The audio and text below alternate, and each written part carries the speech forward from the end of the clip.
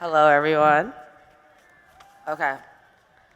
Being from Milwaukee, Wisconsin, coming to a school where the black population takes up less than 3% was a huge culture shock to me.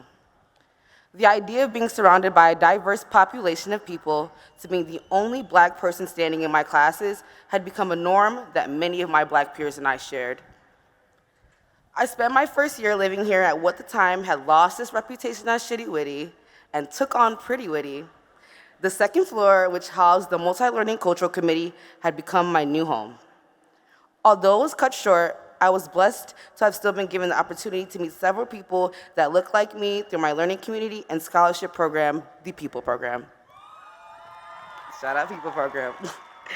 At the end of the road of my journey, I stand here in reflection as I think about everything it took for me to get here. The numerous hours spent at college, library, and the Black Cultural Center in the Red Gym, the tears that fell onto several exam papers as I thought it was time for me to give up, the daunting due at 11:59s that plagued our heads so often it seemed like clockwork. I was tired. Being a black pre-med student, it seemed that the odds were stacked against me. Every single obstacle was set up for me to fail. But through perseverance, hard work, and the support of my community, my black community, I was able to thrive. And for that, I want to give my thanks.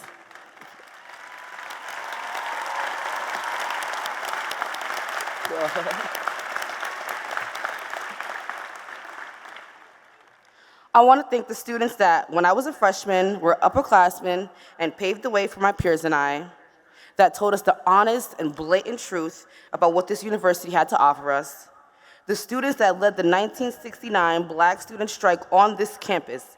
We thank them for the spaces we sit in today in the BCC. Without them, we could not have the African Studies Department, organizations like SICK, and the Black Power Coalition today. Let's go. We wouldn't be standing here speaking to you if it weren't for them. We are upholding a legacy that has been bestowed upon us by the hundreds of black people that have put in years of work for us to be here.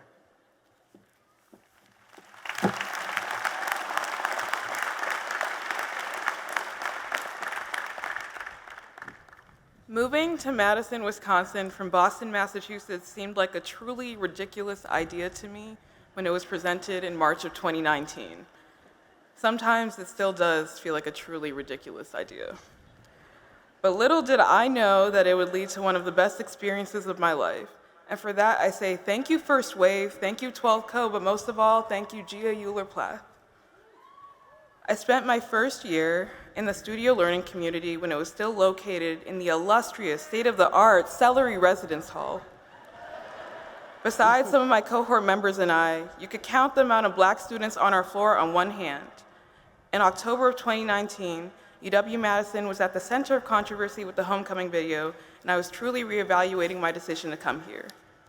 In January 2020, my family experienced a devastating house fire that made me grateful to return to Madison and a sense of normalcy. But then March 2020 happened, and it kept happening. But by the time I returned to Madison that August, I was drained in more ways than one. In my new role as a house fellow for my beloved studio learning community, I had to learn how to navigate being a student and a student employee to students who had just graduated high school and started college life in isolation. In the years that followed, I've been trying to keep my head above water and enjoy the rest of my time in Madison as healthily as possible. The racist video that went viral on Monday, May 1st, 2023, also known as Decision Day for many high school students across the country, shook UW-Madison's student body, specifically the black students. I say shook and not stunned because we've seen this before. The many missteps that this university and its administrators have made in response to the video proved what we had already thought, that this university is not and has never been for our progression as black students and global citizens. The protests and demands that followed were the work of the Black Power Coalition, a powerful organization of student leaders on campus.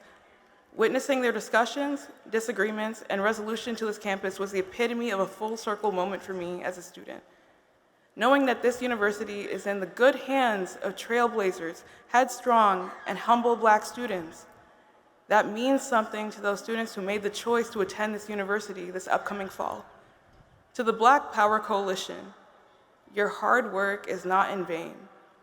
Rest if you must, but don't you quit. If no one has us, we have us.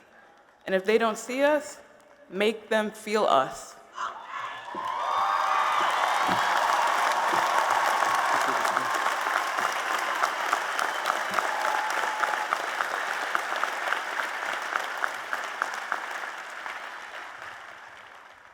And lastly, to all of the Black graduates, celebrate. Celebrate the radical accomplishment of not only surviving in a hostile environment, but excelling in one. Many of us were deprived of the opportunity to enjoy our last days here. We missed out on the little things like last day classes of our undergraduate career or taking graduation pictures while we organized and demanded for a safer UW-Madison for our future Black students. Seniors, these moments are the ones that deserve to be remembered and treasured forever. Do that. Thank you.